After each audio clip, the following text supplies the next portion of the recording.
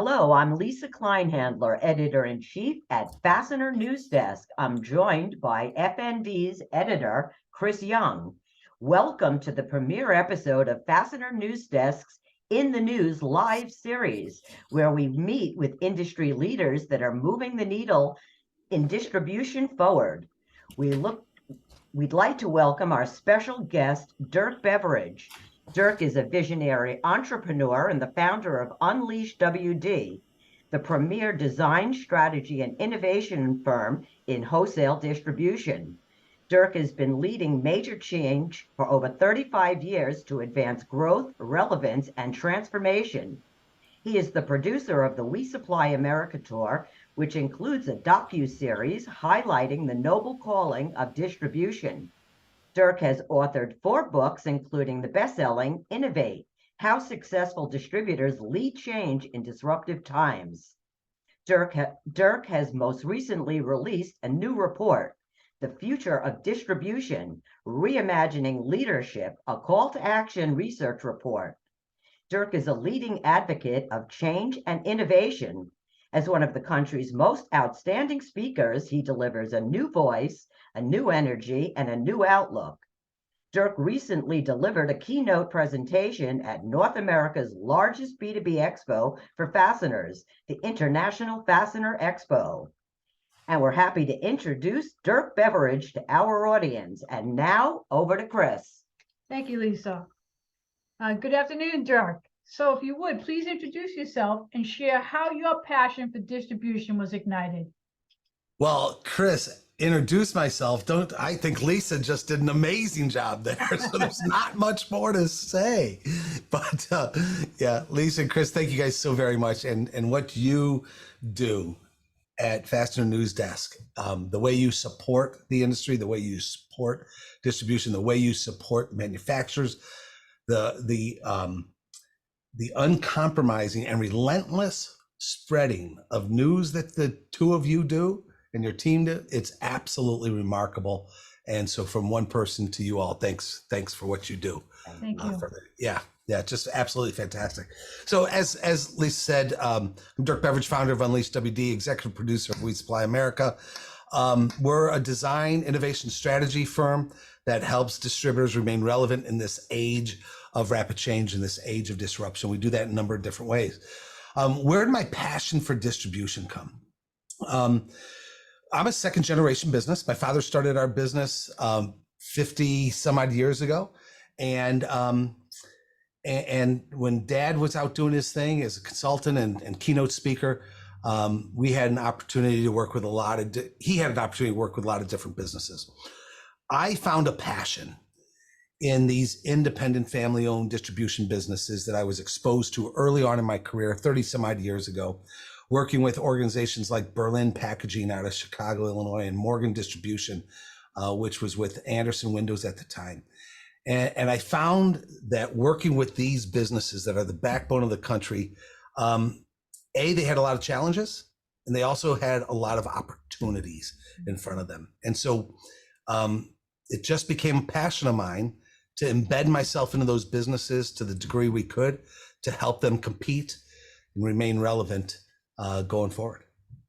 Well, that's pretty cool. I mean, and definitely a needed service out there, especially with today's transformations, companies, not knowing what to do and how to be able to bring their company forward and to grow. So kudos to you and your dad in the past for recognizing that and moving it forward.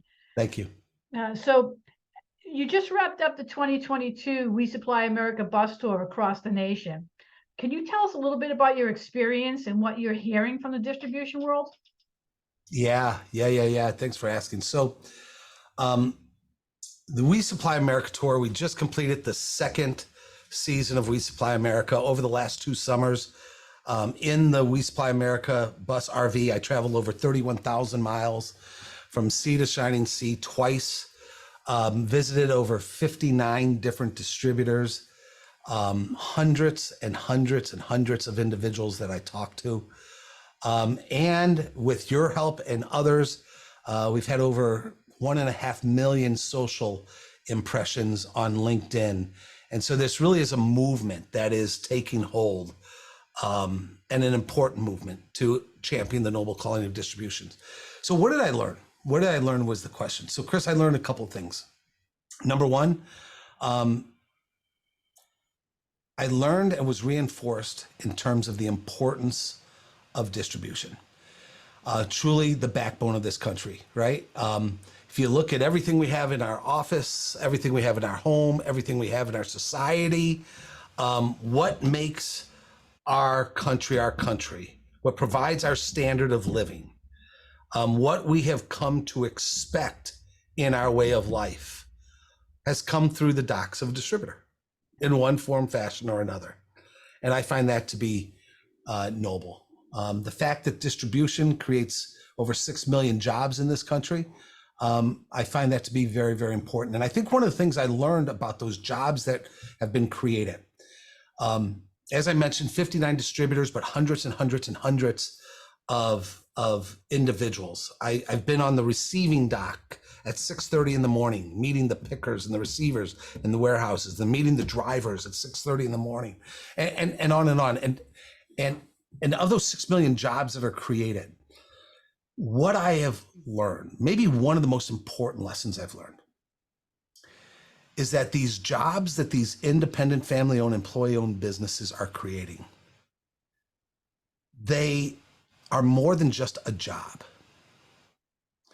They provide meaning, purpose, fulfillment for human beings, for people, and for families.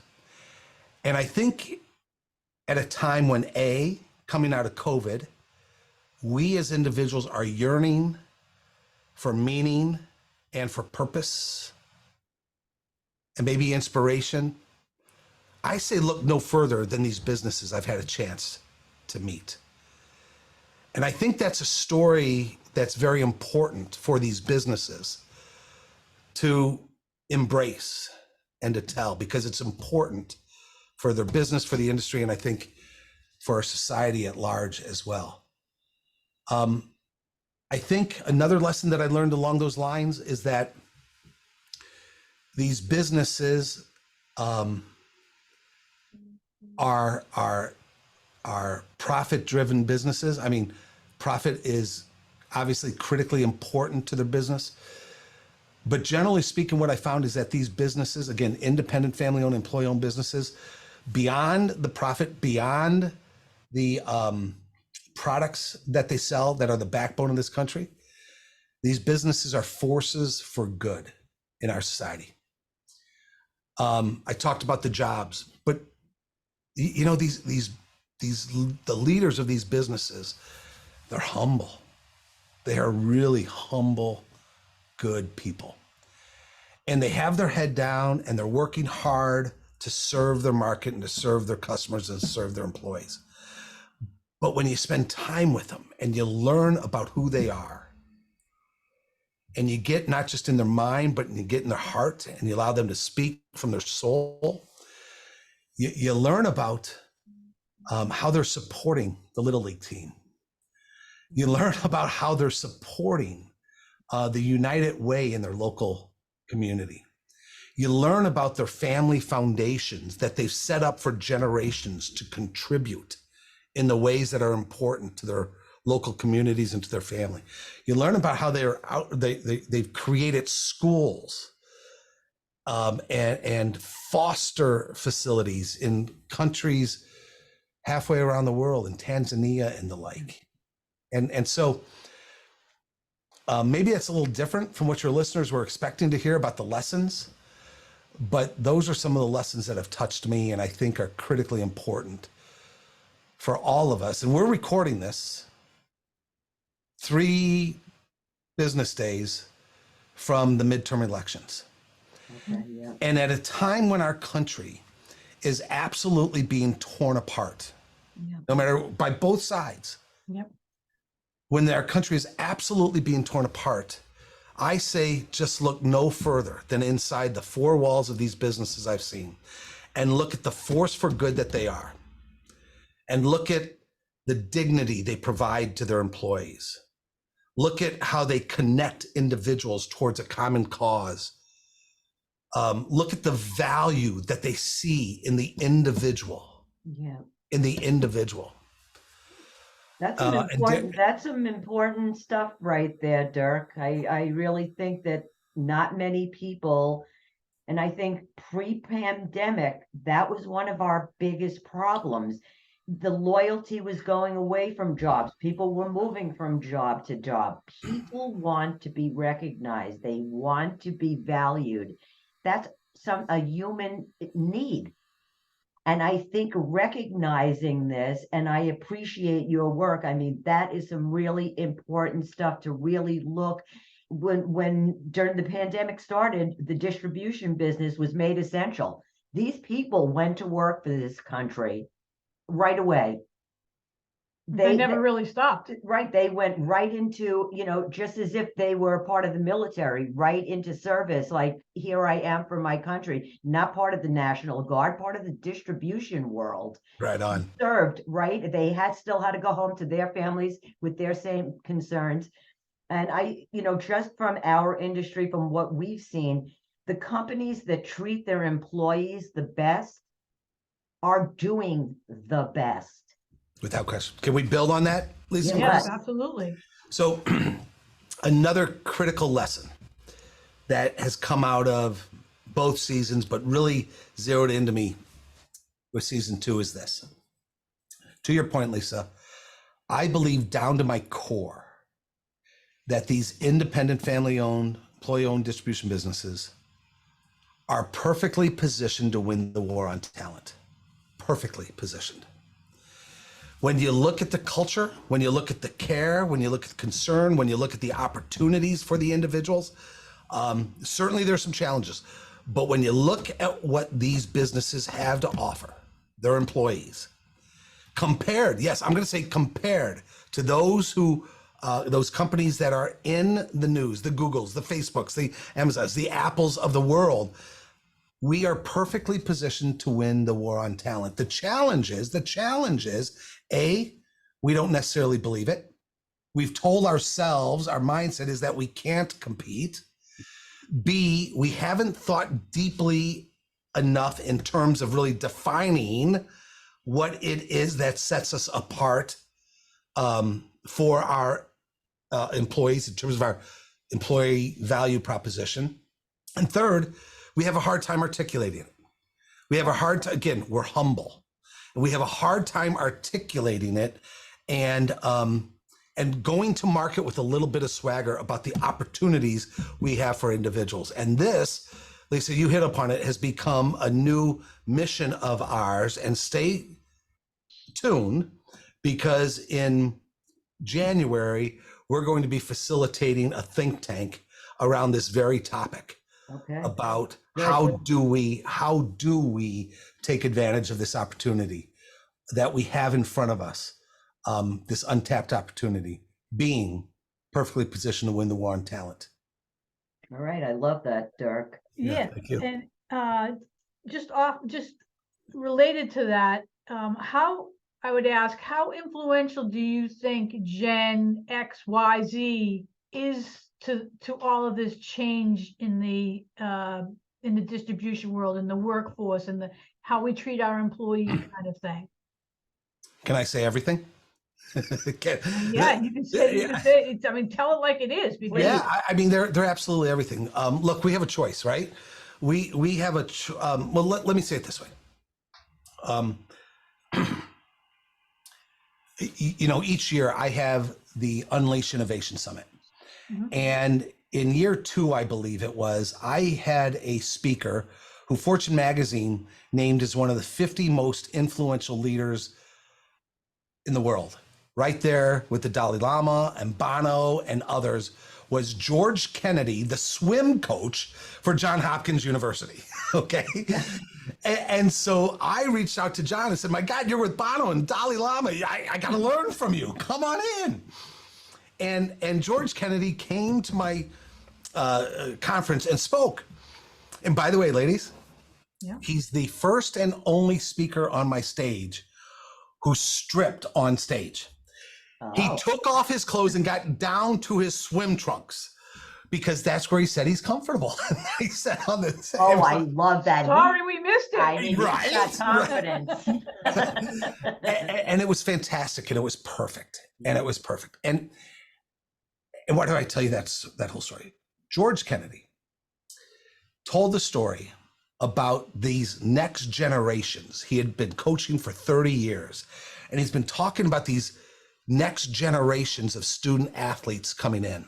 And what he said was this, Cris, this goes to your point. He says, I have to prepare them for their world, not the world that I came from. Yep. And I think that says everything about your question. How influential are the Gen X, Y, Zs, right?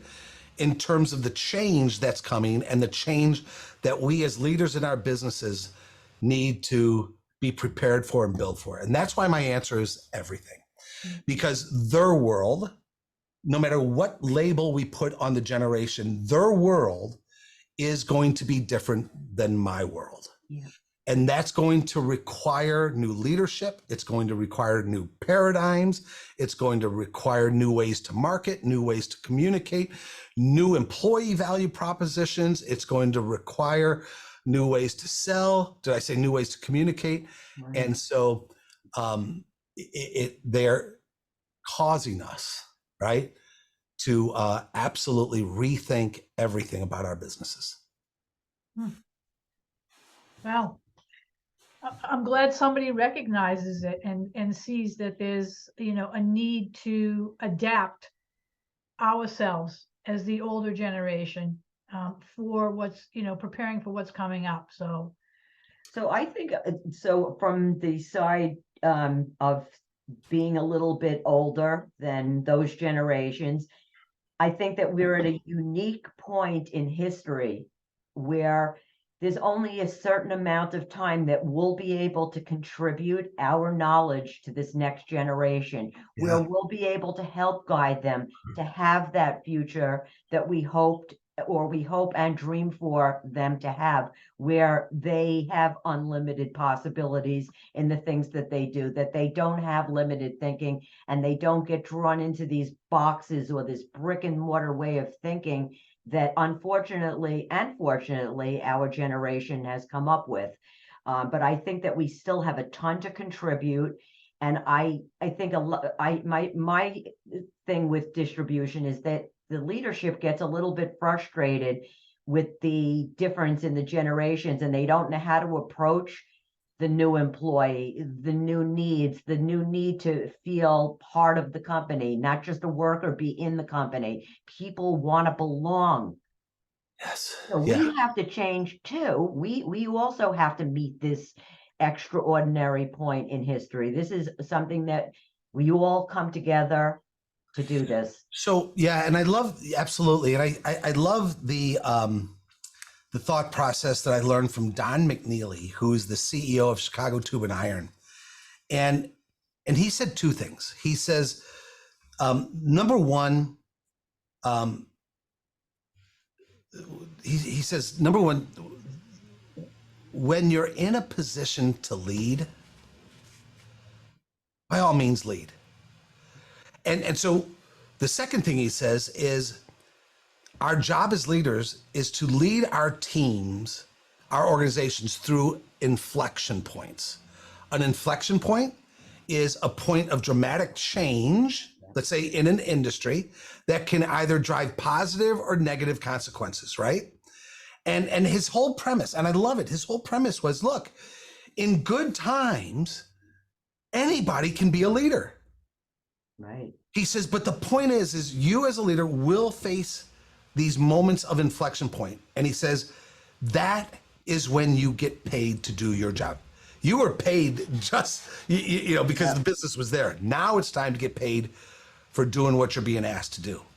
And we are in the midst of a serious inflection point in terms of so many things, technology, right? In terms of societal change, in terms of employees and what they're going to demand and want in an employer, in terms of customers, how they're going to be doing business And so this, at least to your point, this is our moment in time. It is. And leaders, this is the moment you are called for.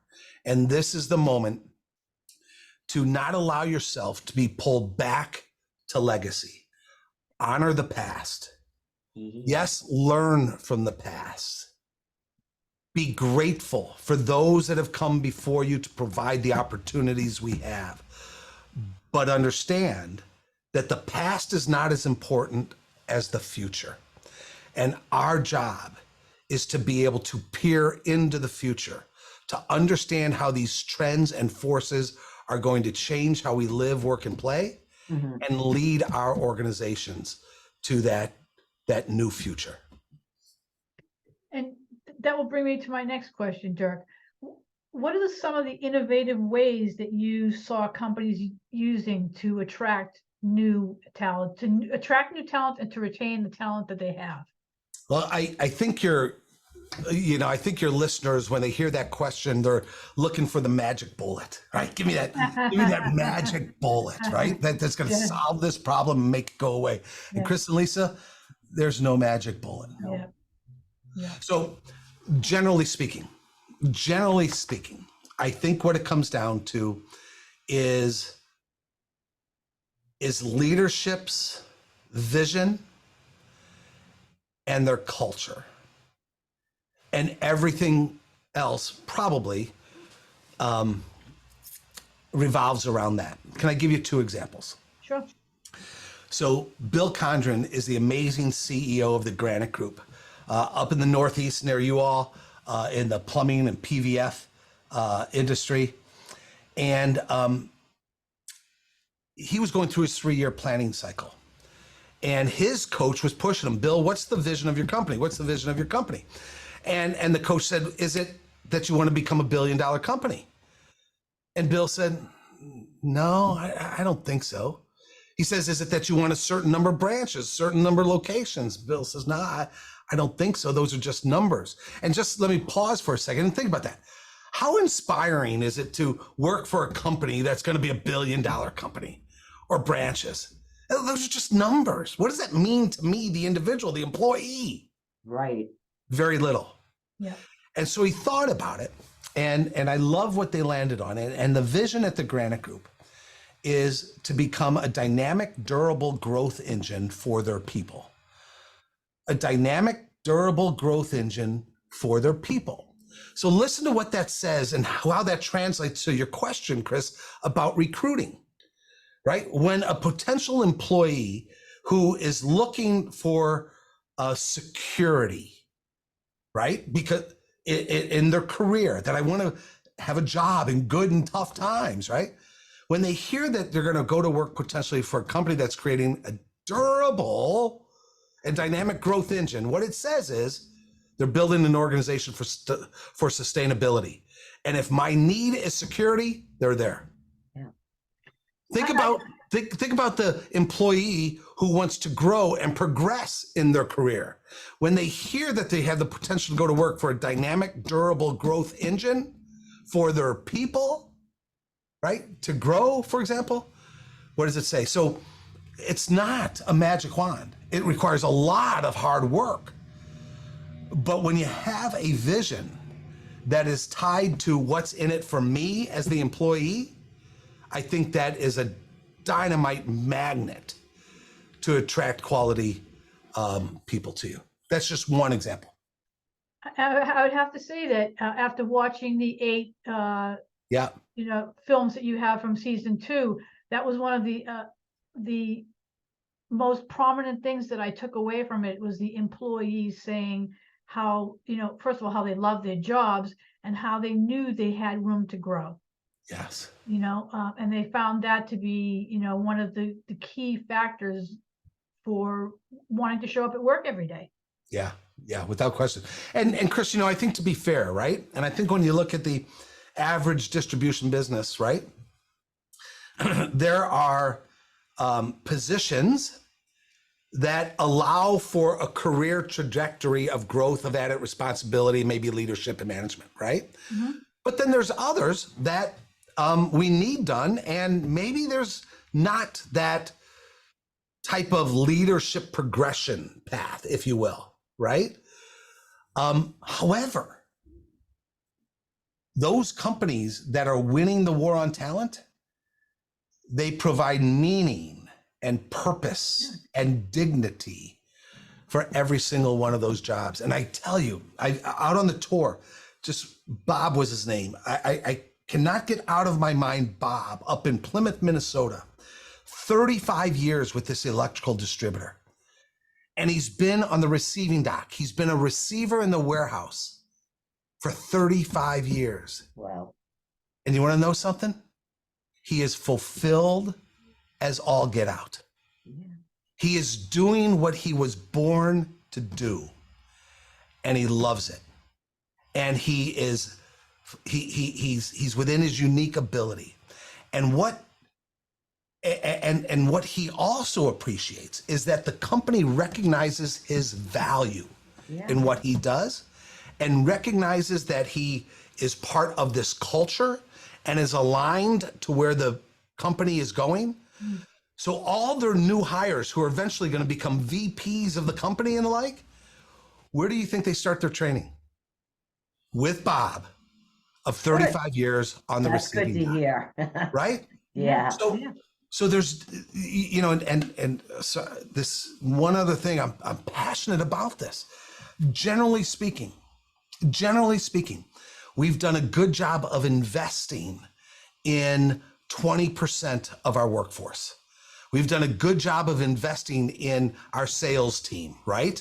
We've done a good job of investing in those with management potential and leadership potential. But the others who do the work day in and day out, we typically just train them to do their job.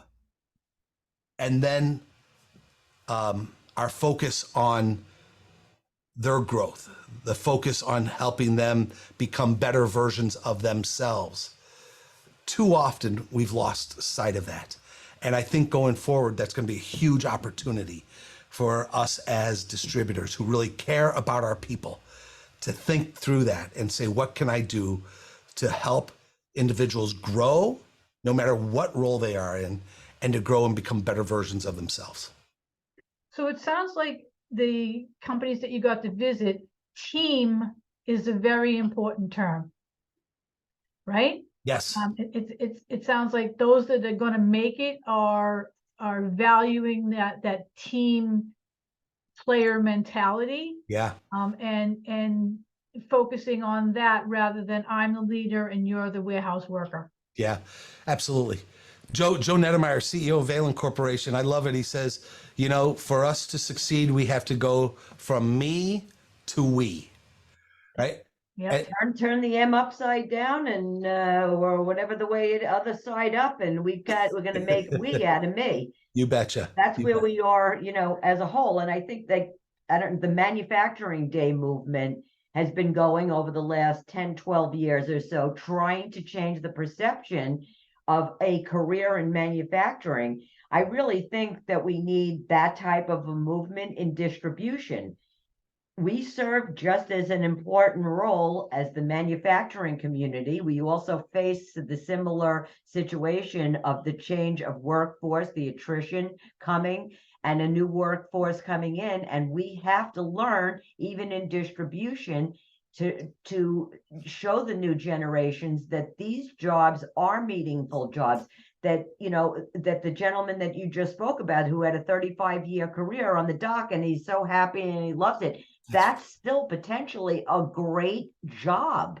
Darn right it is. But they have been, you know, these jobs unfortunately got a very dirty job perception in society. And now with AI and all of the technologies out there, they're not the same jobs. They're a lot more attractive. They have a lot more potential for growth opportunities. So I think we're just switching things up a little bit. And like, you know, we were saying, each generation needs to do their part in this to make sure that the outcome at the end of the day is that we've passed on the legacies, we've passed on the knowledge, and now these new folks are ready to take the reins and take us into an even better time in our history. Yeah, without question. And two things. Do you mind? No. So on that, Lisa and Cris, number one, I remember being on a podcast not too long ago and talking about this noble calling of distribution, right? And the noble calling of these good jobs that we create and provide, right? And I remember the podcast host saying, yeah, Dirk, we got a public relations problem, right? People don't know about it. And I pushed back and I said, no, Jason, I don't think it's a public relations problem. I think that's later. I think the problem starts in our own four walls. I think it starts in our own four walls that we have to remind ourselves, and we have to think deeper about, Lisa, what you just said. We have to think deeper about the nobleness of every single job, the goodness of every single job, the dignity of every single job. And we need to be able to articulate that within these four walls, and then we can go outside. That's number one. Number two is this. Here's a 4 or 5 step process that I think your listeners can take to do exactly what you just said. All right. I think if we're going to elevate the role, every single role in our organization, so that we can attract the pickers that we're going to need, the drivers that we're going to need, the accounts receivable individuals we're going to need, and the sales team. If we're going to do that, there's a success path that I think we need to go through. Number one, it begins with defining your organizational purpose. Have you been able to articulate your company's why? The new employees, no matter what level in your organization, they're going to be attracted to companies who are purpose-driven and can articulate that. So number one, you have to be able to articulate that greater good, that purpose, your company's why. Number two, you have to be able to articulate what I call your organizational character. Here's what you got to do is you have to define the foundation of your employee value proposition. What is your core belief in terms of people? How do you view people and employees? How do you meet your career aspirations of your employees? How do you meet, this is something else we're going to have to talk a lot about. How do you meet the lifestyle aspiration of your employees? Years ago, it was just about the job. Years ago, it was just about the career trajectory. Today, going forward, we're going to have to talk about the lifestyle, about how you support the individual outside of work as well. So define your organizational purpose, define your organizational character, and then you have to spend time connecting those two things to the individual worker and define individual meaning for the individuals. What's in it for me? How do you truly make that difference for the individual in their life, right? Are they looking for security? Are they looking for recognition? Are they looking for belonging? Are they looking to be self-actualized? Everybody has a different set of needs, and you're going to have to be able to share how this job, this role, this company can help the individual meet what's driving them personally. The fourth thing that we're going to have to do is we're going to have to become better internal and external marketers. We're going to have to learn to talk about ourselves with a little bit of swagger about the goodness that we have as a job creator in the industry. And then ultimately, you got to put it together and you got to implement a people first strategy going forward using those 4 pillars to do so. That's some good information, Dirk. Yeah. That's some good And foundation. that was actually, you answered my my question. I was going to ask you about the 7 ethos that define the noble calling of distribution, and you just hit it right there. So thank you for that. Thanks. Can I just jump in one Yeah. second? So when I was listening to you, it almost sounds like when a business wants to go to market with a new product, they'd come up with some client personas and make sure that they understood the different positions. Here, we needed employee personas, each one individually, with meaning, with thought, and with leadership, so that we can take those employees and make those offerings and make sure that we're not just trying to look to, with tunnel vision, that we're looking that each individual is a persona in themselves that has meaning. And I think if maybe companies took some time to do that, like they do when they're looking to take a product to market, it would be really beneficial. 100%, Lisa. Great observation. I agree 100%. Okay. Look at you. See? Don't get too good at this consulting stuff, Lisa, all right? I got enough on my plate, Dirk. All right, just switching topics just a little bit. I mean, workforce is still, and people are still important here, but right now we're in such, I don't want to call it dire straits, but definitely a sense of turmoil out there. Yes, Between yeah. the economy, the supply chain, workforce, these are all concerns of business owners. So what kind of leadership do you think is necessary for a company to have in order to address these issues successfully? Yeah, great question. I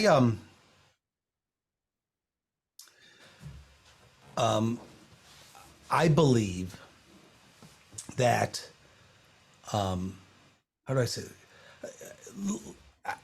I believe strategic planning has always been important, but it's more important more than ever before, if we could say that, right? Distribution is a busy, complex business. And developing strategy is hard. Yeah. And because it's hard, it's often unintentionally avoided. We'll get to that next week, next month, next year. And without a strategy, we are simply reacting to the problems of the day. And the problem with reacting to the problems of the day is at best you're going to bring things back to the status quo. There's no growth. There's no seizing of opportunities. So Cris and Lisa, I believe that today, your readers, your listeners, your followers need to ask themselves, do we spend enough time strategically thinking and planning for our business? And, strategy at one level is very simple to define. Jack Welch, former CEO of General Electric, he said, strategy is nothing more than picking a general direction and executing like hell. Right. The difficulty is in picking that general direction. And so what I would encourage your members and your readers and listeners to do is to, if they do not have a strategic planning process in place, find one and put it in place. Yes, absolutely correct. I would agree 100% with that. So Dirk, we're going to start wrapping it up, but before we do, I'd like you to, share with our audience today about your UnleashWD podcast and where they could find you on social media and find out more about your experiences and your programs. Yeah, thanks for asking. Well, Cris, let me ask you this. I mean, we really found each other because of LinkedIn and all that, right? Yes, absolutely, 100%. So can you tell the listeners what you think about, all of this social media and these films that we're making that we'll talk about? Well, as I said earlier, I just got through with the last of the 8 sessions from the We Supply America Tour Season 2, and I was just blown away by all of it. You can find that at wesupplyamerica.net, I believe. Well done. There you go. And I also listen to the podcast on LinkedIn, and I believe that's every Tuesday. Yeah, every Thursday. Every Thursday. Sorry about that. Yep. No. Every Thursday. And I think the last time I remember it being was at 10 a.m. Tell me if I'm correct. 9 a.m. Central, yes, 10 a.m. Eastern. Yeah. 10 a.m. Eastern, okay. So on LinkedIn, so that's also a great opportunity for you to, you people to hear Dirk give his words of wisdom and the lessons he's learned and the experiences he's shared with distribution companies out there on the road. And also he has a great report. I just was looking at I'm not sure, you can refresh me on this one. It starts with I believe. Oh, my manifesto. Your manifesto, correct. Did you just find that? I was looking that over this morning. And keep going. I thought that was great. There you go. That's the one. That's the one. And then also was the report that Lisa mentioned, which I don't know where to find that. So if you could tell the people where to find that, that'd be great. Wow, there's a lot there, huh, Chris? Yeah. So, Chris, I appreciate it. And I got to tell you from the bottom of my heart, thank you. You know, it's always inspiring, fun, rewarding when you find like-minded individuals who you can collaborate with, right? And I think that's what the three of us are, right? That we're like-minded souls who want to serve, you know, and so I think that's why we've been attracted to each other. And for that, I appreciate that and thank the two of you. So you hit it. I would love to connect with you all. Let's start on LinkedIn. You can go to LinkedIn, Google Dirk Beveridge, and I'm right there. My son is right there as well, same name, but Dirk Beveridge, find me on LinkedIn. You'll find our LinkedIn lives and follow everything that we're doing. The report that you mentioned, Lisa and Chris, I'm real excited about this new research platform that we launched about 60 days ago. It's going to be a triannual report called The Future of Distribution. And I believe this. I believe that, you know, we talked about strategy. You know, I believe that in this world of constant change, this world of uncertainty and complexity and the exponential change, how do you weed through it all? Well, to me, when you weed through what's going to really define the success of distributors going forward, to me, it comes down to three pillars. Leadership. The capabilities of your leadership team is going to be the ceiling of how you advance as an organization. Number two, it's your people. We must have the right people in our businesses who are going to allow us to grow. And then the third is our innovation and use of technology. So what we've done is we've launched this new research platform called Future of Distribution, and we're going to have a triannual report. The first is on leadership, the second is on people, the third is on innovation. So we're going to have this in-depth research and conversation going for all 12 months on the future of distribution. You can get that at leadership.futureofdistribution.com. And then our We Supply America tour, man, I guess this is pride of ownership, but there is so much good inspiration, stories, and lessons that you can take into your business as a distribution leader in these stories of We Supply America. So you can get that. You'd mentioned it, Chris, at WeSupplyAmerica.net.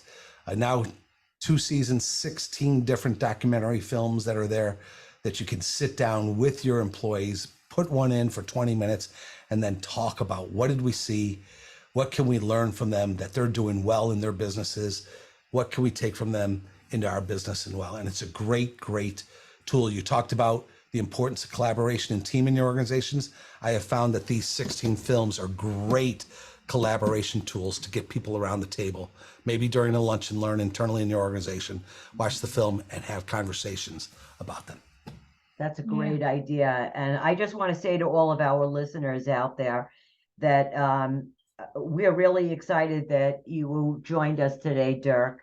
As veterans of all of the Tony Robbins programs out there, I have to say that Dirk Beveridge is the Tony Robbins of distribution. You know how to get out there and to pump the audience up and to get distributors ready for the changes that are coming. There are so many resources that you've made available to distributors.